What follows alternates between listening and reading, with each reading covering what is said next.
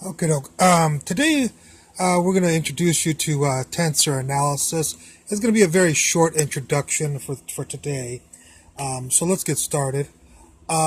First of all, let's take a look at the rank and order of a tensor. And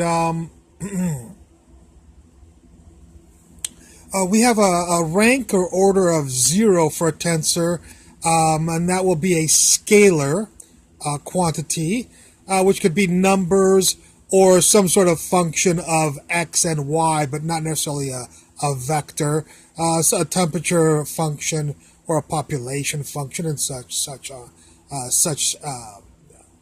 quantities. For a tensor of rank or order, rank and order mean the same thing in tensor notation. So if it's 0, the tensor rank or order of the 0, then you have a scalar, some sort of scalar function or a scalar quantity. If the rank or order of the tensor is 1, then you have a vector, which can look like this or like this, of course.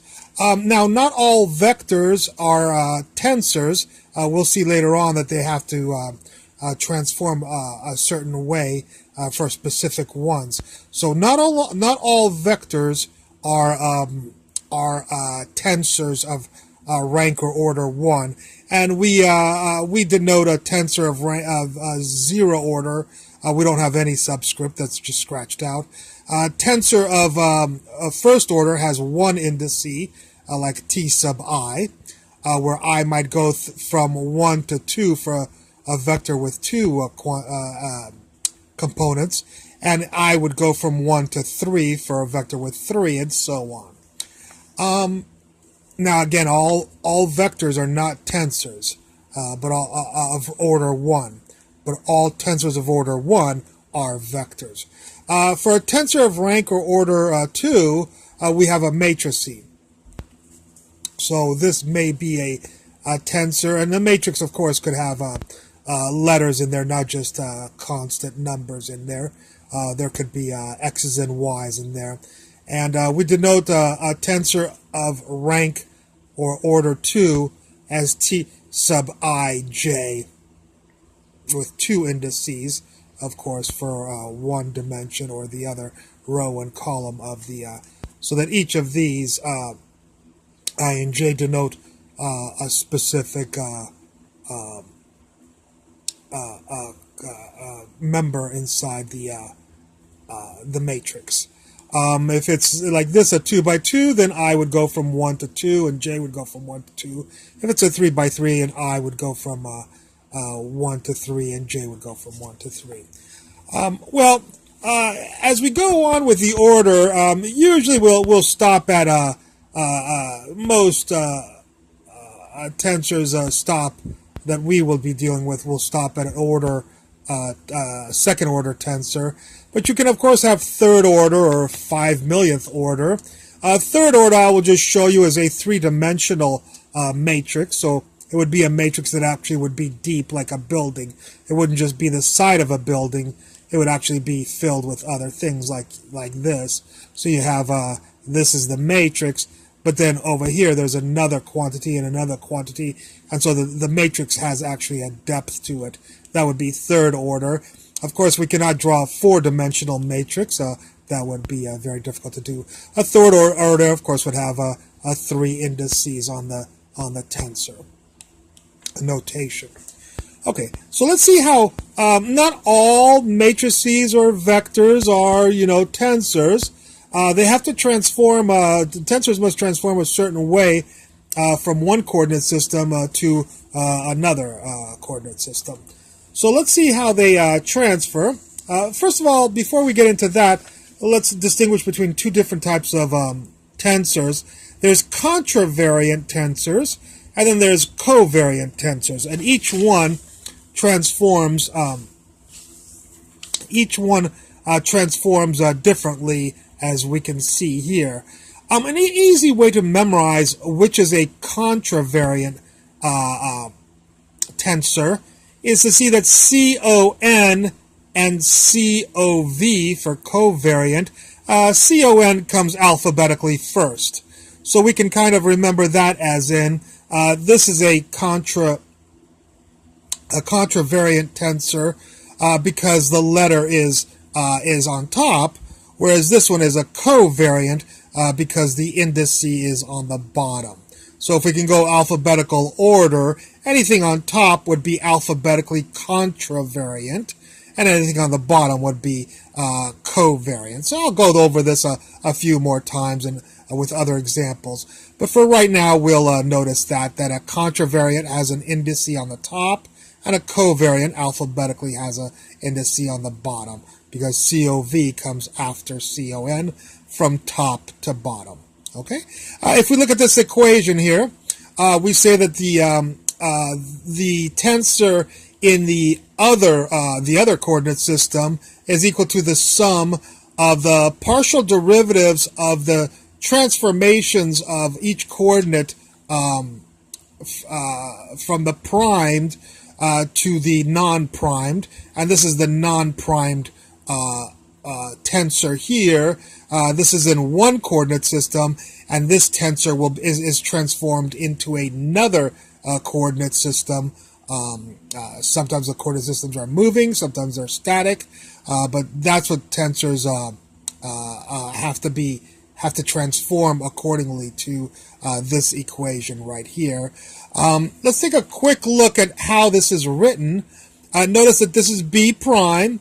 If you have a B prime, you're going to write your sum always, and you write your partial derivatives and your x's.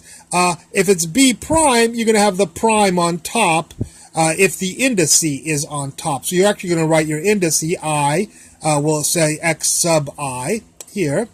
And since this matches with this, and it will go on top, notice here it's on bottom, so the x sub I goes on the bottom. So here the I is on top, so the x sub I is on top. It is not on the bottom. This is x sub j. This is x sub j. So if you have I here, this will be x sub I. And then the prime will go on top because the prime goes with the indice here. So I, and the I is on top, so the prime will be on top. Here, I is on the bottom, so the prime will go on the bottom. And this is not a prime, I just scratched that out. This has no prime. This is a partial derivative of the x sub I coordinate with respect to x sub j coordinate as you sum up from j equals, like I mentioned before, 1 through 3 or 1 through 2 or 1 through 15, depending on how many components the B vector tensor has in it. So again, this is a since it has one indice, it is a tensor of order 1, and so it is a vector. So this is a vector, and this is a vector, and if this vector transforms according to this formula, then it creates the other vector in the other system, then these two are known as the tensors of order 1. Okay, so I just wanted to make sure you understood how to write this out. We're going to do a lot more examples to do that. So the I goes on top, the prime goes on top. You will have to introduce what's called a dummy variable, a dummy indice, I'm sorry, j. And if I goes on top, then j must go on bottom because it's got no other position to go to. And then the tensor over here will have the exact same indice in the same position as the I. So the j was created for this I indice, and that is why the I is replaced with the j in this tensor right here. Okay, let's see the same example here again. We'll have the sum and the partial derivatives and the x's you'll write out, and then you'll notice that the indice is I, so you put the I on the bottom, and the prime will go on the bottom because the I is on the bottom. And then you have to create, I'm sorry, I messed this one up and we caught our mistake. This is not supposed to be I. Of course, it's supposed to be j. Right there. Not I. So this is a j right here. And just like before, if the I went on the bottom, then the J, the dummy indice, will go on the top, and that J will go on the bottom because the I here was replaced by the J here. So that's a J, X sub J on top, and an X sub I on the bottom. It's primed on the bottom because the I was on the bottom, and so the prime goes on the bottom. We're going to do a lot more if you're confused. Here's another one right here. So let's take a look at this tensor. Now this was a first order tensor since it had only one indice. This is what's called a third order mixed tensor, because the K component here is contravariant, and the IJ here are the covariant indices. Okay, this is a little bit of a mess, so it's a little bit difficult to read, but the first thing you'll do is write out your sum and then all your partials. You'll need as many partials as you have letters, so I, J, K. We'll need 3 partials on top, and of course 3 partials on bottom. Let's get writing the K will go on top, just like the I went on top. So that's partial of X sub K, and since it's prime, it will be prime, just like I did before. Since this was prime, this will be prime.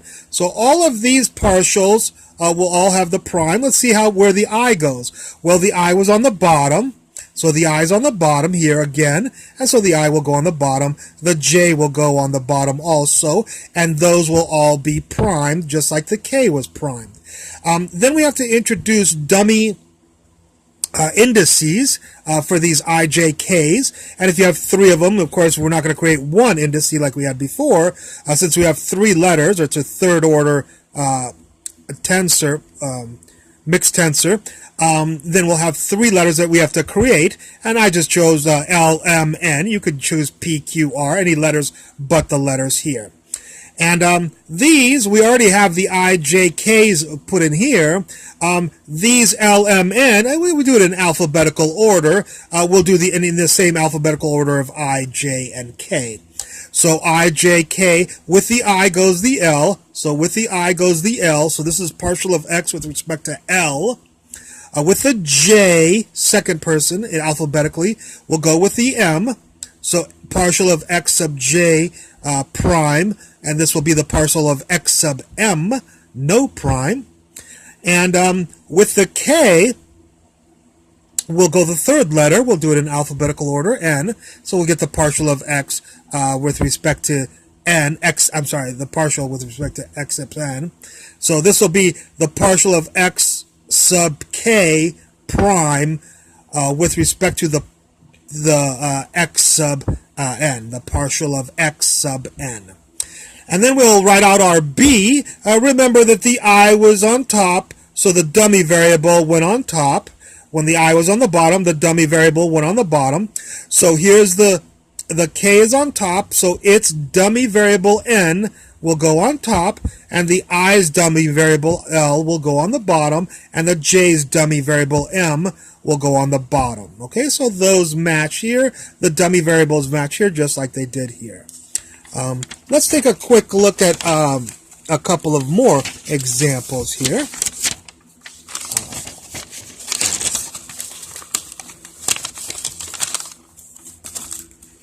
Okay. A little bit of work to get that page turned. Sorry about that. Okay, so let's see this